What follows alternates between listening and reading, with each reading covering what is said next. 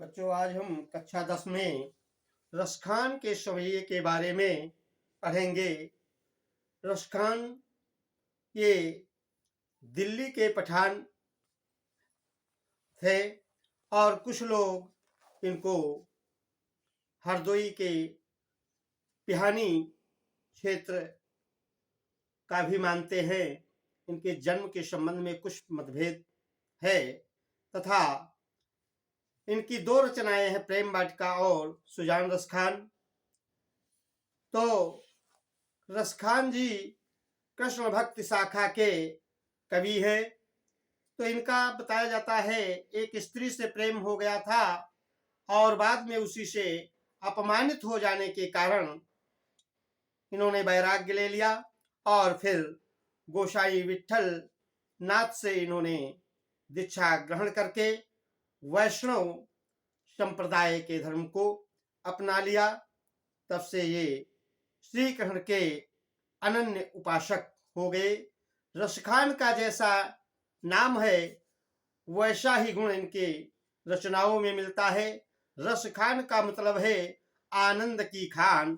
तो बच्चों देखिए, रसखान जी ने अपनी सवैये में किस प्रकार से ब्रजभूमि के बारे में बताया है। रसखान को ब्रज की भूमि से बड़ा लगाव है। तो बच्चों देखिए, इसके बारे में बता रहे हैं। बच्चों, रसखान के सवैये के बारे में आज हम पढ़ेंगे। तो रसखान भक्ति काल के कवि हैं। ये श्री कृष्ण के अनन्य भक्त हैं। इनके जन्म के संबंध में जैसा कि बताया मतभेद है। कुछ विद्वान इनके जन्म के बारे में 1533 बताते हैं और डॉक्टर मिश्र बंधु ने 1548 माना है। कुछ विद्वान 1558 भी मानते हैं तथा इनके गुरु गोसाई विट्ठलनाथ थे, जिनसे इन्होंने वैष्णव धर्म स्वीकार किया और तभी से ये रसखान हो गए। तथा इनका असली नाम सैयद इब्राहिम था। इनका देहांत 1618 ईस्वी में हुआ। तो बच्चों, रसखान को ब्रज से बड़ा मोह है। तो ब्रज के प्राकृतिक सौंदर्य पर मुग्ध है, इसलिए ब्रजभूमि में ही ये रहना पसंद करते हैं।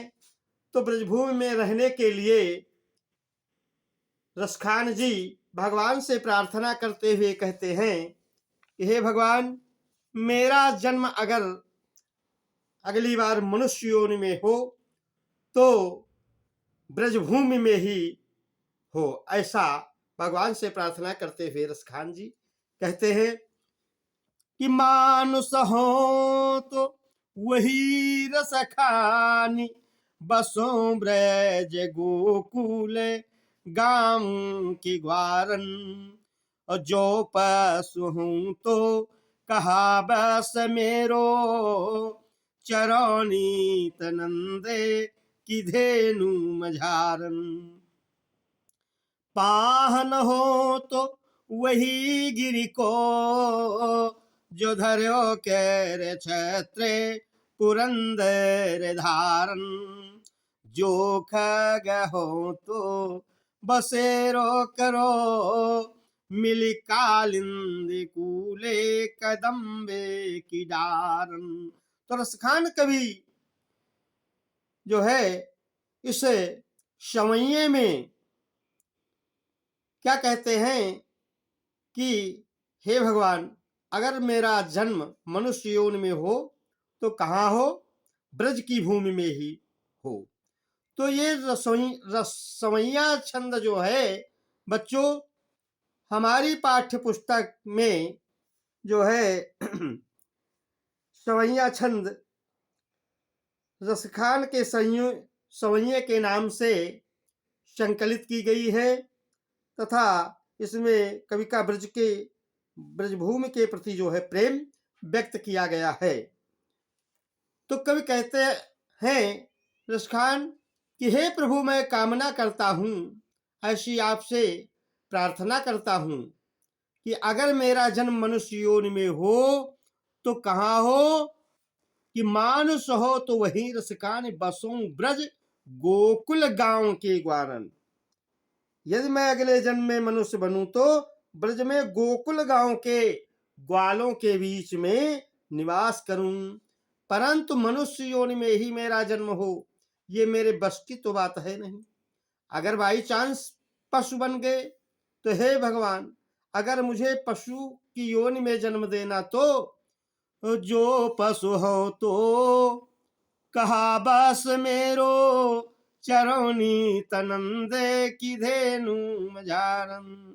अगर मुझे पशु बनना पड़े तो मुझे ब्रज का ही पशु बनाना, तो मैं ब्रज की नंद की गायों के बीच में चरने का मुझे अवसर मिले, नित्य प्रति मैं नंद की गायों के बीच में चरा करूं, ऐसा भगवान आपसे मैं निवेदन करता हूं। और कहते अगर पशु भी भगवान ना हम बन पाए, कहीं पत्थर बनना पड़े तो कहते पाहन हो तो वही गिरी को। हे प्रभु, अगर हमको अगले जन्म में पत्थर बनाना तो उस पर्वत का मुझे पत्थर बनाना जो धरो कर छत्र पुरंदर धारन। उस पत्थर का, पर्वत का पत्थर मुझे भगवान बनाना जिस पर्वत को भगवान कृष्ण ने इंद्र से ब्रज की रक्षा करने के लिए छत्र बनाकर हाथ में धारण किया था। और जो खगहूं तो बसेरो करो, अमिल कालिंद कूले कदम्बे की डारन।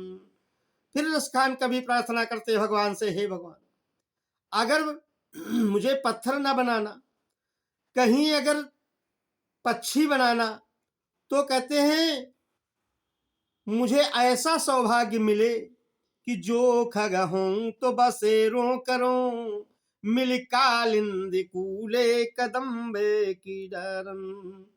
यदि मैं पक्षी की योनि में जन्म लूं तो मेरी यही कामना है कि मैं यमुना के किनारे कदम के वृक्ष की डाल पर ही निवास करूं, ऐसा मैं हे प्रभु आपसे प्रार्थना करता हूं।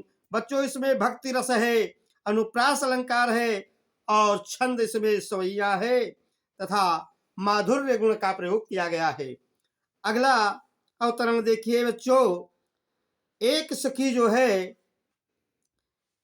श्री कृष्ण के प्रेम में बड़ा मग्न है, तो कहते हैं कि आज गई हुति भो रही हूँ, रस खाने रही वही नंद के भव नहीं। अवा को जियो जुग लाख करोड़, और जसोमति को सुख जाते कहो नहीं। तेल लगाई लगाई के अंजन, अबहु है बनाई बनाई डिठो नहीं। डारी हमें निहारे निहारत वारत निहारत वारत जो चुच कारत छौ नहीं। तो क्या सखी कहती है अपनी सखी से, हे सखी क्या बताए, आज मैं प्रातः काल ही नंद के घर को गई तो कहते वाको जिए जुग लाख करोड़, माता यशोदा का वह पुत्र लाखों करोड़ों युगों तक जीवित रहे। कहते जसोमति को सुख जात कहो नहीं, माता जशोदा के सुख को तो कहा ही नहीं जा सकता है। कहते तेल लगाई लगाई के अंजन, और भौहें बनाई बनाई डिठौने। माता यशोदा क्या करती है अपने बच्चे के, पहले शरीर में तेल लगाती हैं और फिर आंखों में काजल लगाती हैं तथा उनकी भौहें संभाल करके और नजर टोने का जो टीका लगाती हैं जिससे मेरे बच्चे के नजर ना लगने पाए। और फिर कहती डारी हमें निहार निहारत वारत जूं चुचकारती चौने। और फिर गले में पहनने वाले आभूषणों को डाल करके फिर देखती है और अपने बच्चे को पुचकारती है और उसके ऊपर न्यौछावर होती है, ऐसा इस पद में बताया गया है। तो इसमें माता यशोदा का जो है बच्चे के प्रति प्रेम है, इसलिए यहाँ पर वात्सल्य दिखाया गया है। और बच्चों इसमें यमक तथा अनुप्रास अलंकार है और रस वात्सल्य है तथा ब्रज भाषा का प्रयोग किया गया है। अगले पद में देखो बताया गया है, श्री कृष्ण कुछ बड़े हो गए हैं तो खेलने लगे हैं। तो जब खेलते हैं तो श्री कृष्ण का शरीर धूल से सन जाता है, तो कितना सुंदर लग रहा है गोपियों को।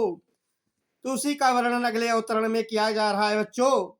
रसखान कवि ने किया है कि धूरी भरे यति शोभति शोभित श्यामजु, तैसी बनी सिर सुंदर चोटी, कि खेलति खाते फिरे अंगना, पग पैजन बाजती पीरी कछोटी, वाछवि को रस खानि बिलोकत, वारत कामे कलानि धिकोटी, कागे के भागे बड़े सजनी, हरि हाथ सुलई गयो माखन रोटी। तो श्री कृष्ण के बाल रूप को देखकर एक गोपी दूसरी गोपी से कहती है कि हे सखी, श्री कृष्ण का वह बाल रूप कितना सुंदर लग रहा है। श्री कृष्ण धूल से सने हुए बड़े सुंदर लग रहे हैं, वैसी ही उनके सिर पर चोटी बनी है, वो भी बड़ी सुंदर लग रही है। तो कहते खेलत खात फिरे अंगना, श्री कृष्ण खेलते और खाते आंगन में दौड़े घूम रहे हैं। तो उनके पैरों में कहते पग बैजनी बाजती पीरी कछोटी, उनके पैरों में जो पैजनियां बंधी हुई हैं उनकी ध्वनि बड़ी मधुर लग रही है। और वे उन्होंने पीतांबर पहन रखा है। कहते हे सखी, अद्भुत है वो कृष्ण का रूप। उस शोभा को देख करके कहते वाह छवि को रस खान बिलोकती, वारति काम कला निधि कोटि। रसखान कवि कहते हैं कि श्री कृष्ण के उस बाल सौंदर्य को देख करके कामदेव अपनी करोड़ों कलाओं को उसके ऊपर न्यौछावर कर देते हैं। तो कहते काग के भाग बड़े सजनी हरी, हाथ सुलई गयो माखन रोटी। कहते उस कौए के भाग्य की कहां तक सराहना की जाए, प्रशंसा की जाए, जो श्री कृष्ण के हाथ से मक्खन और रोटी छीन ले गया। कहने का मतलब गोपी के है कि वह कौआ बड़ा भाग्यशाली है जिसे श्री कृष्ण की जूठन खाने का सौभाग्य प्राप्त हुआ। बच्चों इसमें भक्ति रस है तथा अनुप्रास अलंकार है और प्रतीप अलंकार की भी छटा इसमें है और सवैया छंद है, माधुर्य गुण तथा ब्रज भाषा का प्रयोग इसमें किया गया है। अगला अवतरण देखिए बच्चों। इसमें एक सखी दूसरी सखी से कहती है, क्या बताएं सखी, श्री कृष्ण जब से यहाँ बंसी बजा करके और उस बंसी पर गोधन गीत की तान को सुना करके गए हैं, तब से कहते हैं पता नहीं क्या हो गया है मेरा मन श्री कृष्ण के बस में हो गया है। इतना वो प्रसन्न करके जब से गया है तब से मेरा मन कहीं नहीं लग रहा है। कि जा दिन ते वह नंद के छोरा, या बन धेनु चराई गयो है। जिस दिन से वह नंद का पुत्र, छोरा बने पुत्र, इस वन में गायों को चरा कर गया है और मोहन ताननी गोधन गावते तथा बंसी बजाकर और गोधन गीत गाकर उसकी तान सुना करके गया है तथा बेनु बजाई रिझाई गयो है, बंसी को बजा करके और उस पर गोधन गीत की तान सुना करके हमको प्रसन्न करके रिझा करके गया है। वा दिन सो कछु टोना सोहई, रस खानी हिये में समाई गयो है। उस दिन से पता नहीं क्या हो गया है। मुस्कान कब कहते, गोपी कहती है कि पता नहीं उस दिन से है सखी क्या हो गया है ऐसा लगता है कि वो रसों की खान है, आनंद की वर्षा करने वाले श्री कृष्ण मेरे हृदय में समा गए हैं। क्योंकि जब से वो यहाँ बंसी बजा करके और बंसी पर मधुर गोधन गीत की तान को सुना कर गया है, तब से कति को न काहू कि कानी करे और सिगरो ब्रज वीर विकाई गयो है। उस दिन से पता नहीं क्या हो गया है कि यही लगता है ये सारा ब्रज जो है उसी कृष्ण के हाथों से बिक गया है। कोई किसी की लाज शर्म नहीं करता है, खुल करके श्री कृष्ण से सब प्रेम करते हैं। तो गोपियों के कहने का मतलब ये है कि जब से श्री कृष्ण बंसी बजा करके गोधन गीत सुना करके गए हैं, तब से मेरा मन जो है किसी काम में नहीं लगता है, सिवाय श्री कृष्ण के ही दर्शन के लिए लालायित रहती हैं मेरी आंखें भी। तो बच्चों, इसमें भी श्रृंगार रस है तथा माधुर्य गुण है और सवैया छंद है तथा अनुप्रास उत्प्रेक्षा और अतिशयोक्ति अलंकार का प्रयोग किया गया है।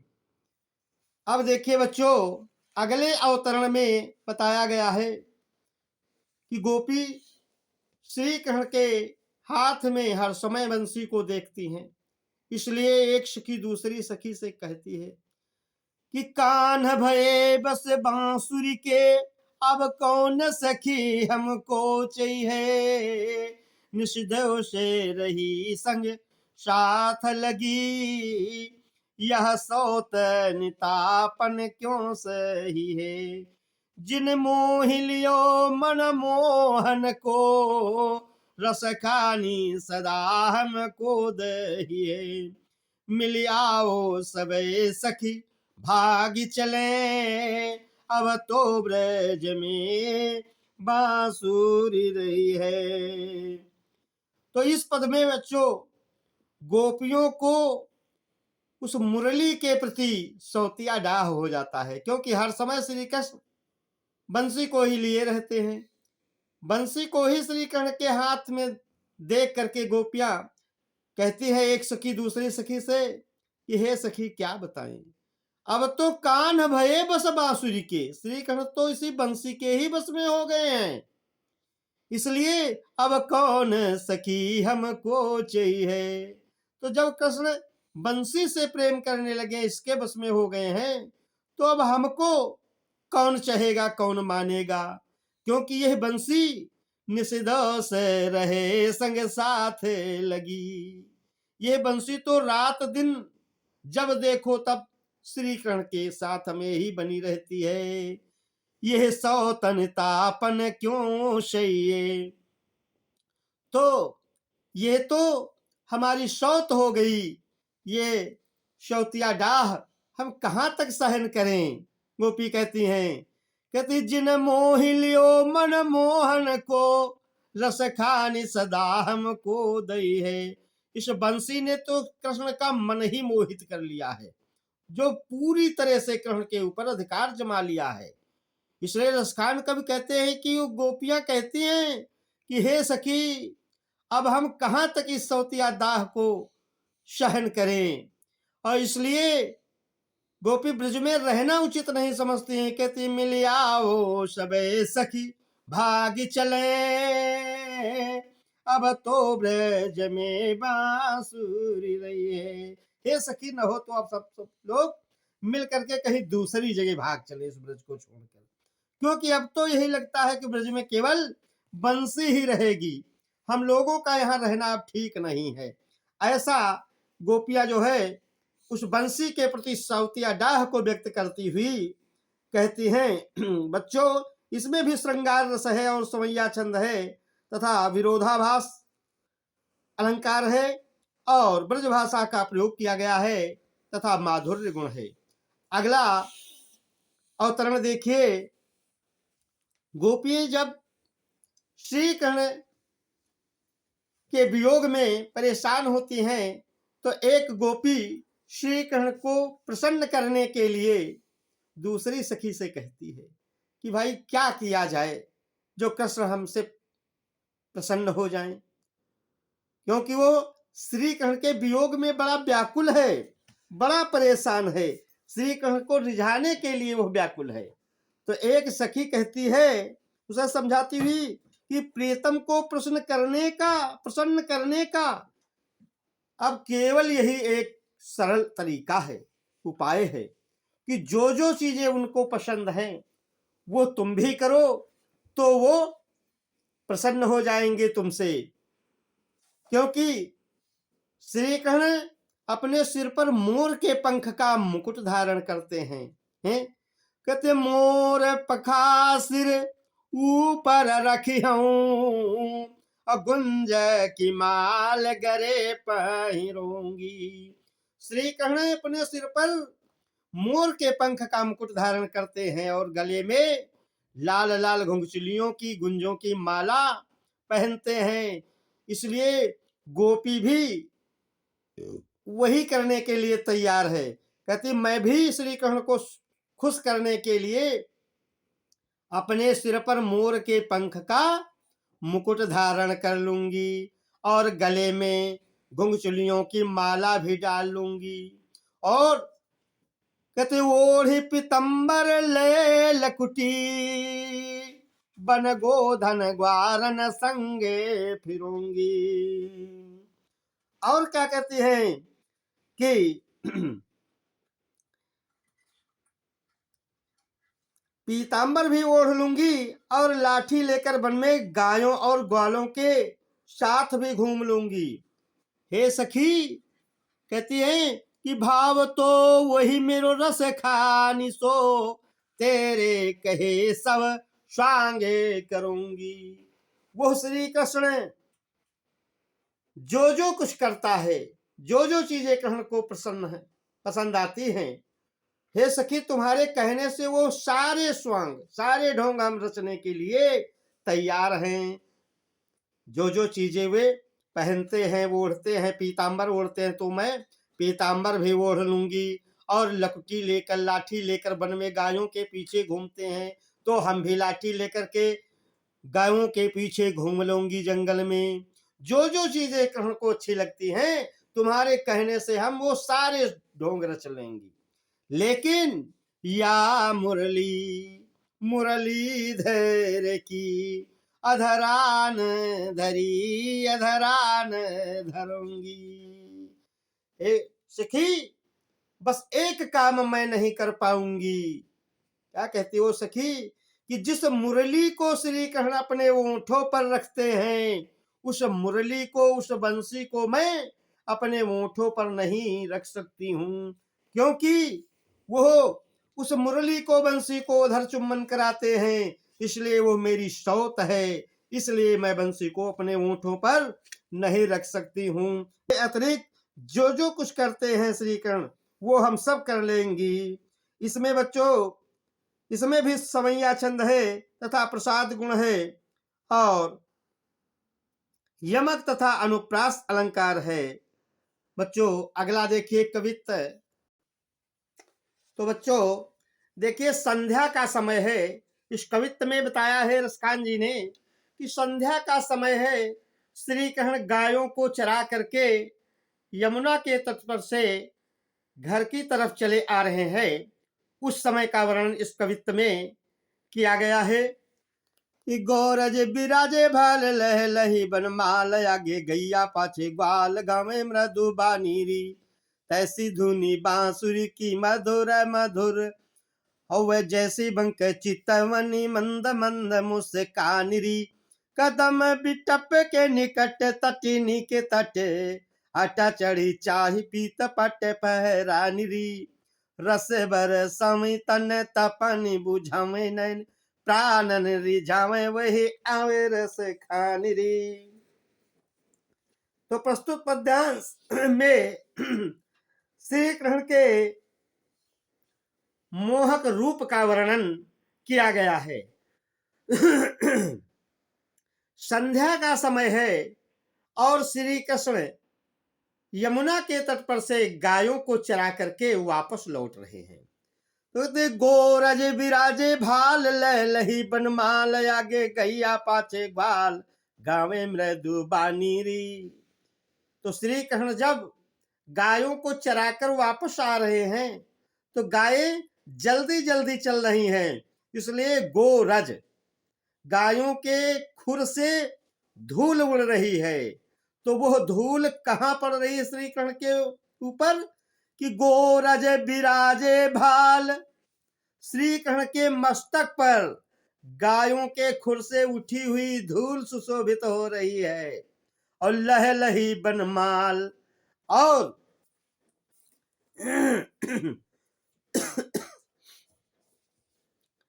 तो तथा गले में पड़ी हुई बनमाला भी लहराती हुई सुशोभित हो रही है हृदय पर।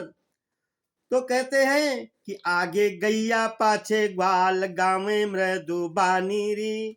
आगे आगे गायें चली आ रही हैं और पीछे से ग्वालों की मंडली के साथ श्री कृष्ण मीठी मीठी मृदुबाणी में, मधुर बाणी में गाते हुए चले आ रहे हैं। कहती तैसी धुनी बांसुरी की मधुर मधुर, कहते हैं कि जैसी मधुर उनकी बांसुरी की धुनी है और तैसी बंक चितवनी मंद मंद मुस्कानी री, और वैसी ही मधुर उनकी टेढ़ी चितवनी दृष्टि है तथा मंद मंद धीरे धीरे मुस्कुराते हुए श्री कृष्ण वन से घर की ओर चले आ रहे हैं। तो एक सखी कहती है अपनी सखी से, कति कदम बिटप के निकट तटिनी के तट, अटा चढ़ी चाह पीत पट फहरानी री। ये सखी चलो अटारी पर चढ़ करके देखो, यमुना के किनारे कदम के वृक्ष के पास से श्री कृष्ण जो है चले आ रहे हैं, तो उनके शरीर पर लहराते हुए पीतांबर दिखाई पड़ रहे हैं। तो रस बरसावे तन तपन बुझावे नैन, प्राणन रिझावे वह आवे रस खानी री। वो रस की बरसात करते हुए, रस बरसावे, रस की बरसात, आनंद की वर्षा करते हुए श्री कृष्ण चले आ रहे हैं। ऐसी आनंद की वर्षा करते हुए चले आ रहे हैं जिसके कारण हमारे शरीर की सारी तपन बुझ जाती है। तो नैन प्राणन रिझावे वही आवे रस खानी री, इस प्रकार से आनंद की वर्षा करते हुए और मेरे नेत्रों और मन को प्रसन्न कर रहे हैं। वो रस खान, रसों की खान अर्थात आनंद की खान श्री कृष्ण जब यमुना के किनारे से गायों को चरा करके वापस आ रहे हैं, तो गोपियां कहती हैं ऐसे रस की आनंद की वर्षा करते आ रहे हैं जिसमें हमारे शरीर की सारी तपन शांत हो जाती है। उनके उस आनंद वर्षा में मेरे नेत्र और मन बहुत जो है प्रसन्न हो रहे हैं, रीझ गए हैं। तो इसमें बच्चों श्रृंगार रस है और श्लेष एवं अनुप्रास अलंकार है तथा कवित्व छंद है और ब्रजभाषा का प्रयोग किया गया है। बच्चों आज हम इतना ही पढ़ने के बाद विश्राम करेंगे और आप हमारे आधुनिक हिंदी ज्ञान सागर चैनल को सब्सक्राइब करें, लाइक करें। जय हिंद।